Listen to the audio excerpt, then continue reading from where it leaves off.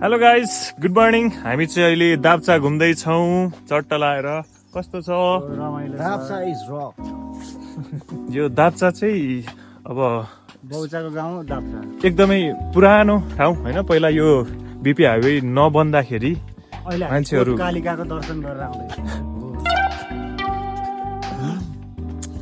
हो भर्खरै हामी के कालिकाको कोत कालिकाको दर्शन गरेर फर्किँदैछौँ। मैले भन्न खोजेको चाहिँ यो दाप्चाको एकदमै पुरानो ठाउँ हो। बस्ती पनि एकदमै पुरानो बस्ती। यो जसरी हाम्रो भक्तपुरमा पुरानो गाउँ छ, यो पनि एकदमै पुरानो ठाउँ।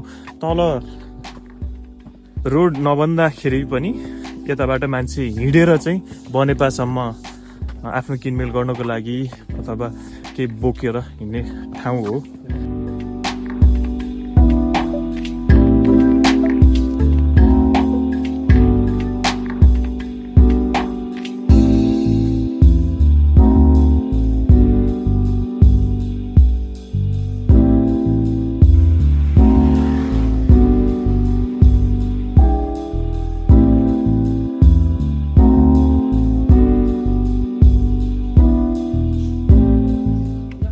दाजु कत्रो कत्रो खसीको बच्चाहरू रहेछ नि यतातिर हेर्नुहोस् त, साह्रै ठुल्ठुलो रहेछ, खाइलाग्दो।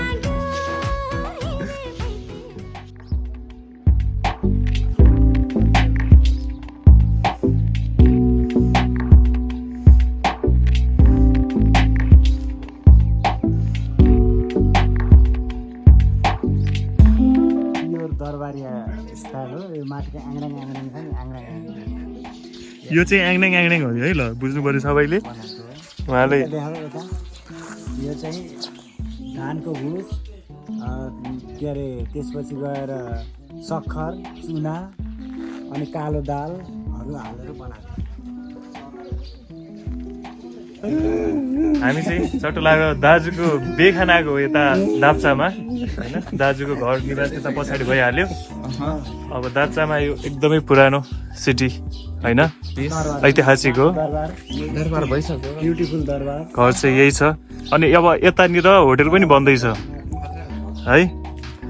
अब यस्तो राम्रो हुँदैछ यो ठाउँमा। अब जे होस्, दाइले चाहिँ यहीँनिर केही गर्ने सोचका साथ यता हुनुहुन्छ। अवश्य पनि है हुनेछ, केही गर्नेछु। दाजुलाई फेरि पनि पुनः एकपटक वैवाहिक जीवनको धेरै धेरै धन्यवाद। बोलाउनु भयो, एकदमै खुसी भयो। हजुर रमाइलो भयो। त्योभन्दा धेरै खुसी म छु। हस् त दाइ, अब चाहिँ हामी बिदा हुन्छौँ। बेला बेलामा अब आफ्नै गाउँठाउँ हो, आइरहन्छौँ। आइरहनु होला। हस् त दाइ।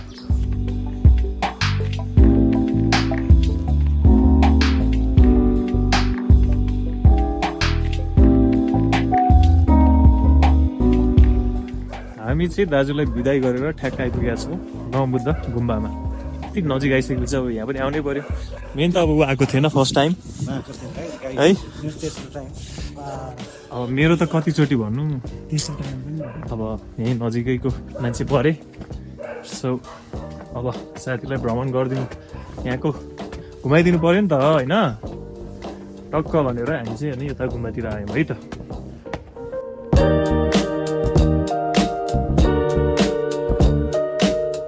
गुम्बा नै बन्द भइसकेछ अहिले चाहिँ। अब दिउँसो खोल्छ, दिउँसोसम्मको बस्ने टाइम छैन। सो अब बाहिरबाट दर्शन गरेर फर्किनु पर्ने हुन्छ। एम्बियन्स चाहिँ बवाल छ।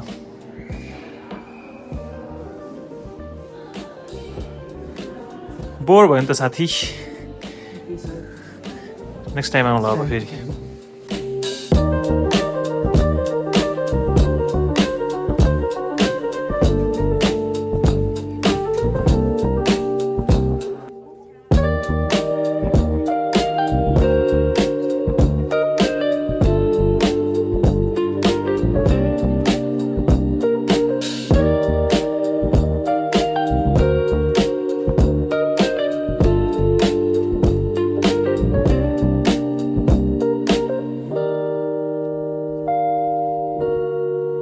हामी चाहिँ यहाँ पिकमा आइपुग्यौँ अहिले चाहिँ। अब यहाँनिर पारिपट्टि चाहिँ बोधिसत्व रुख छ, त्यहाँनिर गएर बत्ती पनि बालियो।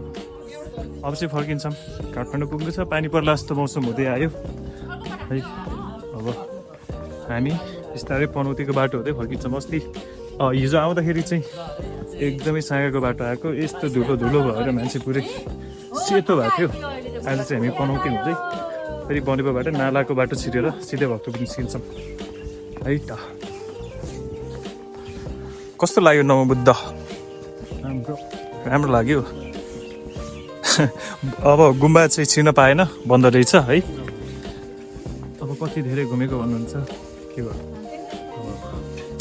यो घुम्न दिएको भनौँ भगवान्ले नै।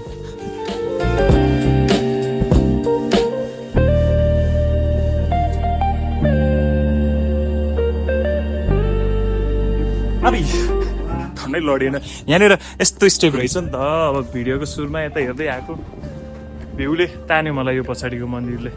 बवाल छैन त? नवबुद्ध आउनु भएको छैन भने चाहिँ आउनु है, एकदमै राम्रो ठाउँ छ घुम्नु पर्ने, अनि स्पेसल ठाउँ पनि हो, घुम्ने मात्र होइन, यहाँ आएर आनन्द पनि लिनु होला।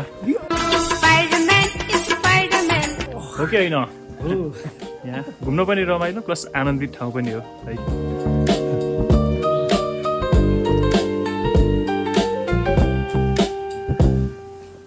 कस्तो लाग्यो हजुरलाई? एकदमै राम्रो, एकदम आनन्द आउने, ध्यान गर्नलाई एकदम शान्त ठाउँ। मलाई त्यो एकदम असाध्यै मन पर्यो। फेरि फेरि पनि आउनुपर्छ जस्तो लाग्छ मलाई। सबै आउनुपर्छ। तिमीलाई कस्तो लाग्यो? पहिलोपल्ट आएको साइराम भित्र गुम्बामा चाहिँ जान पाएन, तर मेन मन्दिरमा जान पायो। अति नै रमणीय, मनै आनन्द आएको, पिस पनि सबै। सो पिस लिनु छ भने चाहिँ आउनु होला है त।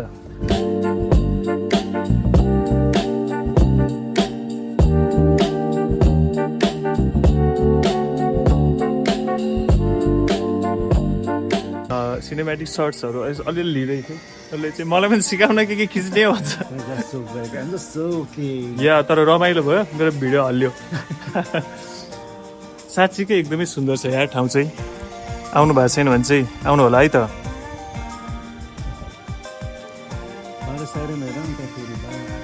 ल भयो भयो साइराम आउनुहोस् आउनुहोस्।